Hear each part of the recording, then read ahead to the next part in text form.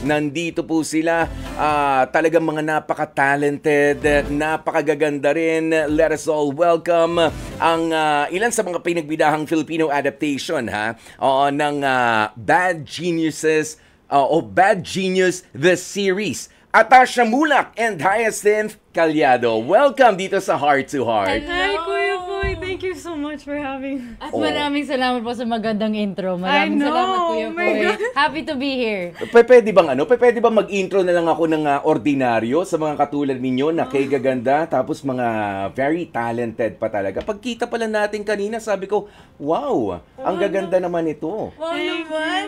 Nakaka-touch naman. Maraming salamat. At ito pa nakakatawa, alam nyo kasi kanina, no, off the air, kaya kami nagkikwentuhan, si Atasha, ang sabi niya, naku, first time ko na mag-guest sa radio. Yes. Oh, sabi ko, it's First time. First time daw. Yes. Sabi ko, it's my pressure. It's my pressure to give you your first experience sa radyo. Pero sabi ko, game na game ka naman sa lahat, Atasha. Syempre naman, kasi it's a tie. Parehas kaming na-pressure. Pero happy naman to be here. As in, very, very happy. And thank you for such a kind introduction. Oo, ayan. How about you, Hyacinth? Do you feel any pressure right now? sorry, but my family... Updated, my family.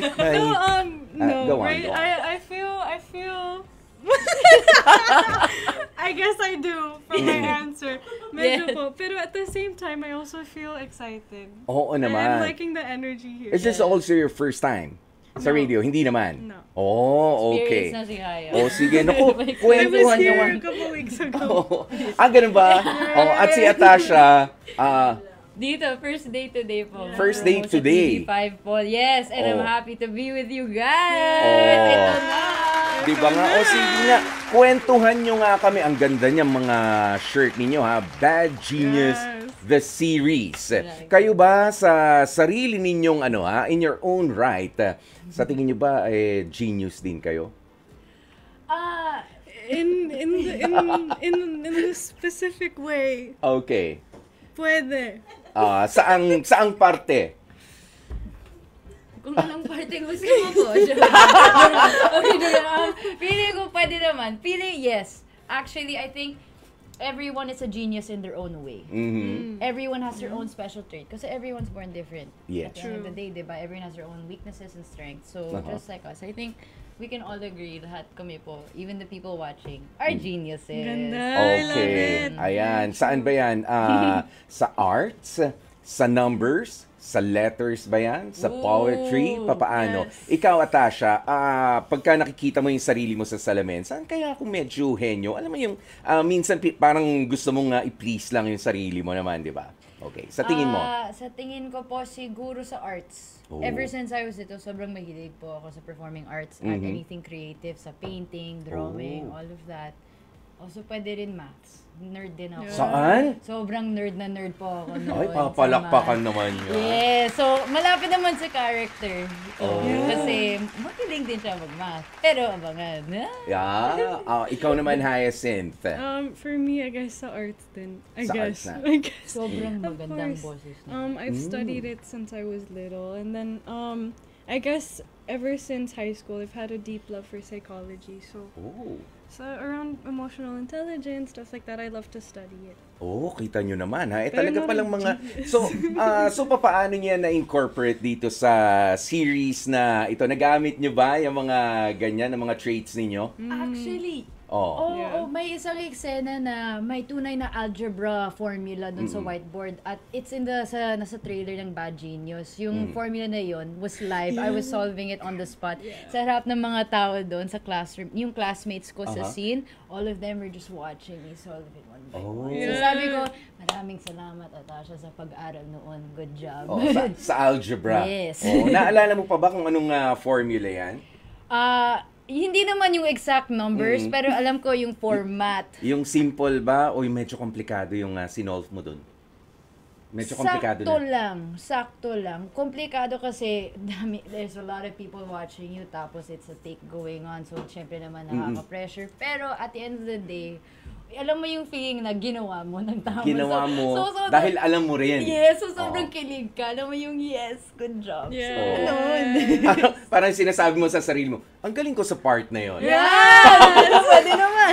Di ba? Parang hindi lang siya basta performance para doon sa act na yon, ano? Yes. Performance talaga siya. It's a mental performance. Tama. Tapos may ibang exenos po na naka-piano naman ako.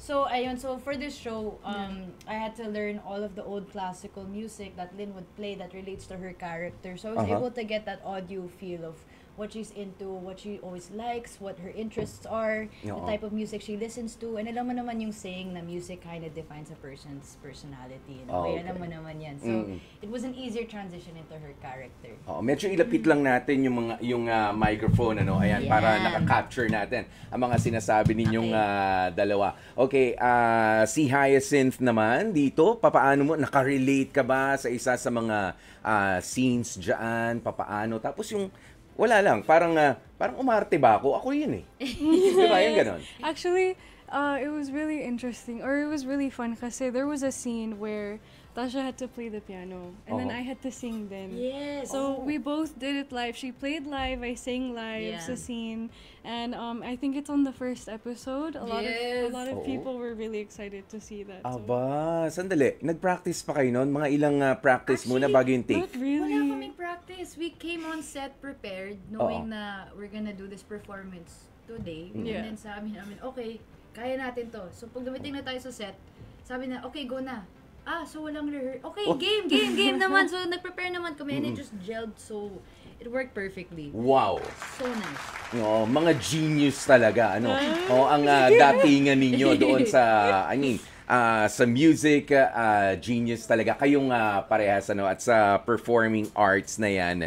Okay, invite natin ang mga kapatid natin. Sandali. Atasha, natatakpan yung mukha mo ng ano natin, mic arm. Ayan, okay. Invite natin ang mga kapatid natin, ano, to support, of course, ang Bad Genius The Series. Meron pa kayong ano yan? Double XL na shirt? Gusto mo? Ito na lang sa'yo. Hindi naman Natasha sa akin yung Natasha naman Hanapin ko kita ng t-shirt ng Bad Genius para sali ka rin sa Bad Genius trend. Okay, yan. Ayun, sa mga kapatid, we are inviting you to watch Bad Genius, a series. Malapit na. In 3 days, andito na sa TV5. Every Saturdays, 5:15 p.m. Yes. Napakagaling. Sino pa ba mga makakasama natin dito? Yes, you guys will also see Gab Lagman and Jairus Aquino and many more. And this show is directed by the one and only Derek Cabrido. Oba. Shout out, Derek. Oo, The ayan. best. Pero sino pa mga shoutout nyo? Go ahead. Kasi meron akong mahalagang tanong sa inyo. Dahil kanina, sasabihin ko sana yung love question of the day. Pero sabi ko, sandali, re-reserve ko para dito sa dalawa. Okay, sino pa? May mga shoutout pa tayo? Shout out sa family ko watching. Hi guys, Shout love out you to the guys. fam. And also maraming salamat din sa lahat nag-support ng Bad Genius sa series. Thank you guys. Iyon. Ready na kayo? Kasi eto na yung love question of the day natin. Sinasagot ito, no, ng ating mga kapatid din online and on air na mga nakikinig. Eto na. May pag-asa nga bang magkatuluyan ang mag-best friend? Yung seryosong tuluyan, ha? May pag-asa ba? Hyacinth. Wait, first, I have a question. Why are you asking us this, Kuya? May experience ka pa ba? Ako? Ay, marami. Marami na. Pero ikaw, Hyacinth, sa tingin mo, pwede ba magkatuluyan talaga mag-best friend? You see, Gusto ko yung... You see? depende. Siguro. Pero Bawal ang depende rito, ha? Okay. It's either yes or no. I feel like most of the time, Ang it's hirap. hard kasi like Um, like usually you would want to see them as like family, diba? So it's usually hard to see them as anything more or anything romantic, diba?